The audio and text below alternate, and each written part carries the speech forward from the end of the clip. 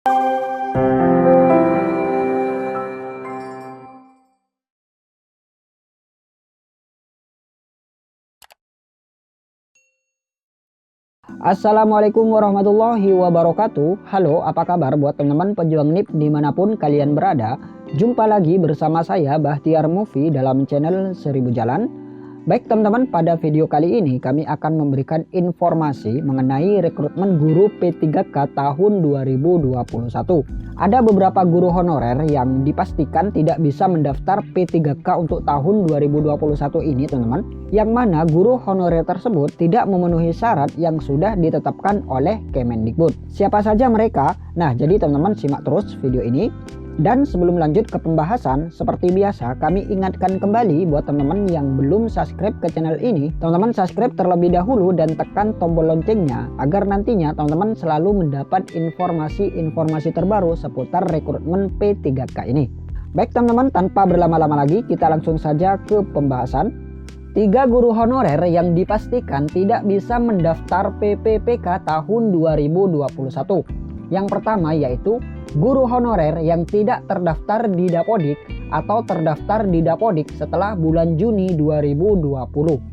Nah, jadi buat teman-teman yang tidak terdaftar di Dapodik ataupun terdaftar di Dapodik setelah bulan Juni 2020, ini dipastikan tidak bisa mendaftar P3K untuk tahun 2021 teman-teman. Ini berdasarkan aturan yang sudah ditetapkan oleh Kemendikbud.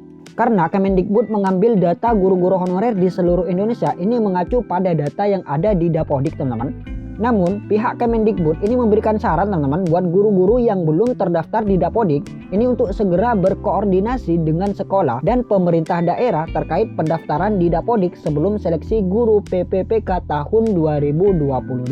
Nah, jadi buat guru-guru honorer yang tidak terdaftar di Dapodik ini masih bisa memiliki kesempatan untuk mendaftar P3K untuk tahun berikutnya, yaitu pada tahun 2022. Berikut adalah penjelasan langsung dari pihak Kemendikbud teman-teman. Bagi yang tidak terdaftar di Dapodik, ya tidak bisa ikut karena basis kami adalah data. Kita bisa mengetahui berapa orang yang harus berapa orang jumlah kebutuhan guru itu ya dari data pokok pendidikan.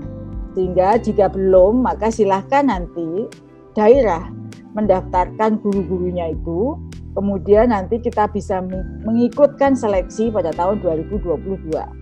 Nah, itulah pemaparan dari pihak Kemendikbud. Kemudian yang nomor 2 yaitu guru honorer yang tidak memiliki ijazah S1 atau D4. Nah, jadi buat guru honorer yang tidak memiliki ijazah S1 atau D4 ini tidak bisa mendaftar P3K untuk tahun 2021 teman-teman. Ini berdasarkan Undang-Undang Guru dan Dosen, di mana setiap guru atau peserta ini harus memiliki kualifikasi S1 atau D4. Dan Kemendikbud sudah menghimbau untuk guru honorer di seluruh Indonesia agar melakukan verval ijazah di Info GTK. Ini untuk mengetahui kualifikasi yang dimiliki dan linearitas dari ijazah tersebut. Jadi pastikan teman-teman sudah melakukan verval ijazah ini. Kemudian bagaimana untuk guru honorer yang tidak memiliki kualifikasi S1 atau D4? Nah, untuk guru honorer yang belum memiliki kualifikasi S1 atau D4, pihak Kemendikbud menyarankan agar segera melakukan rekognisi pembelajaran lampau atau RPL. Nah, RPL ini adalah penyetaraan akademik teman-teman atas pengalaman kerja atau pelatihan bersertifikasi untuk memperoleh kualifikasi pendidikan tinggi. Kemudian yang nomor 3 yaitu honorer tenaga kependidikan. Nah, jadi buat honorer tenaga kependidikan ini tidak bisa mendaftar P3K untuk tahun 2021 teman-teman. Ini berdasarkan pemaparan dari Kemendikbud yang mana fokus rekrutmen P3K tahun 2021 ini adalah untuk guru. Tapi tidak menutup kemungkinan di P3K tahun 2022 nanti ada kuota untuk tenaga kependidikan ini. Kita berdoa saja teman-teman. Nah, itulah 3 guru honorer yang dipastikan tidak bisa mendaftar P3K untuk tahun 2021. Kemudian berikut adalah dokumen yang harus dipersiapkan bagi guru honorer yang memenuhi syarat untuk mengikuti seleksi P3K tahun 2021. Dan sebelum lanjut, kami ingatkan buat teman-teman jangan lupa follow Instagram kami yaitu cpns.update agar nantinya teman-teman selalu mendapat informasi-informasi terupdate seputar P3K dan CPNS. Untuk link sudah kami sertakan di deskripsi, jadi teman-teman tinggal cek saja. Baik teman-teman, kita lihat di sini. Sebelum melakukan pendaftaran, pastikan pelamar telah mempersiapkan dokumen-dokumen yang diperlukan. Dokumen tersebut terdiri dari yang pertama yaitu kartu keluarga atau KK. Pastikan NIK dan KK pelamar sesuai dengan data terkini yang ada pada Dinas Kependudukan.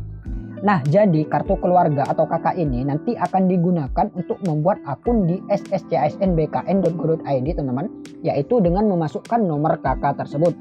Dan pastikan antara NIK dan KK ini sudah sesuai teman-teman dengan data terkini yang ada pada Dinas Kependudukan, karena sistem sscsnbkn nanti secara otomatis akan menampilkan data diri pelamar melalui NIK dan KK yang didaftarkan. Jadi apabila NIK dan KK nanti tidak sesuai, maka teman-teman tidak bisa membuat akun di sscsnbkn.go.id. Tahun kemarin banyak kendala seperti ini teman-teman, yang mana ada pelamar yang tidak bisa membuat akun di sscsnbkn.go.id ketika memasukkan NIK dan KK keluar tampilan NIK dan nomor KK tidak sesuai. Jadi hal seperti ini membuat sebagian pelamar panik teman-teman, karena pembuatan akun ini ada batas waktunya. Jadi sebelum teman-teman mendaftar, pastikan NIK dan KK sudah sesuai agar nanti tidak terjadi kendala-kendala atau permasalahan-permasalahan seperti tahun lalu. Kemudian dokumen yang kedua yang harus teman-teman persiapkan yaitu scan kartu tanda penduduk KTP elektronik. Nah, jadi nanti selain digunakan untuk membuat akun di SSCN, KTP juga diunggah teman-teman pada kolom unggah berkas berformat PDF. Untuk ukuran ini biasanya minimal 100 KB dan maksimal 500 sampai 600 KB. Jadi teman-teman persiapkan saja.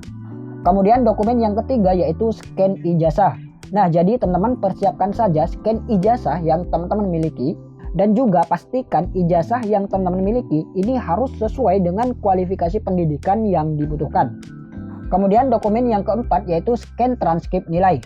Nah, untuk transkrip nilai ini sama teman-teman dengan ijazah, baik itu ukuran maupun format file. Kemudian dokumen yang nomor 5 yaitu pas foto background merah.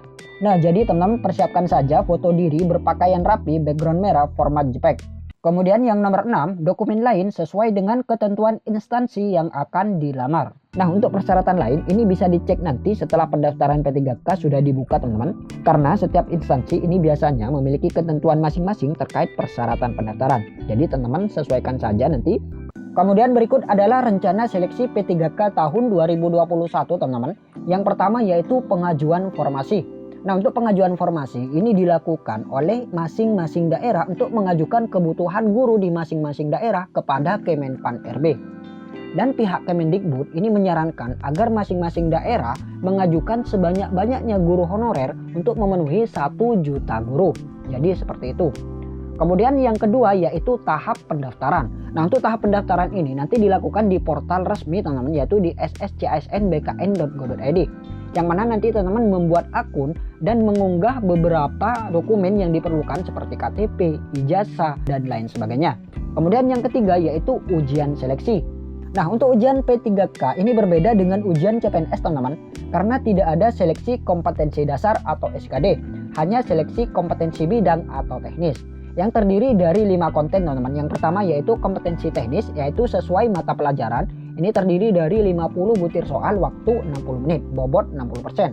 Kemudian tes bakat skolastik atau penalaran, ini jumlah soal ini 40, waktu ini 60 menit. Kemudian manajerial, jumlah soal yaitu 30, waktu 25 menit. Kemudian sosiokultural, ini 20 soal dengan waktu 15 menit. Kemudian yang kelima yaitu pertanyaan wawancara yang dijawab secara tertulis, ini jumlah butir soal 10, kemudian waktu 10 menit. Jadi total semua ada 150 butir soal dengan waktu 170 menit. Nah, itulah untuk ujian seleksi P3K. Kemudian yang keempat yaitu penempatan. Nah, untuk penempatan ini bagi peserta yang lulus passing grade di setiap sekolah diprioritaskan guru yang sudah mengajar di sekolah tersebut dibandingkan guru swasta atau lulusan PPG yang mendaftar ke sekolah tersebut. Jika jumlah peserta yang lulus passing grade di sebuah sekolah melebihi formasi di sekolah tersebut, maka peserta-peserta dengan passing grade tertinggi akan ditempatkan terlebih dahulu. Kemudian yang kelima yaitu pemberkasan. Nah, untuk terkait pemberkasan, ini pemberkasan dilakukan oleh pihak BKD teman-teman. Setelah proses pemberkasan selesai, BKN mengirimkan NIP ke pemerintah daerah. Nah, jadi seperti itu teman-teman rencana seleksi P3K tahun 2021. Baik teman-teman, itulah sedikit informasi dari kami. Semoga video ini bermanfaat. Wassalamualaikum warahmatullahi wabarakatuh.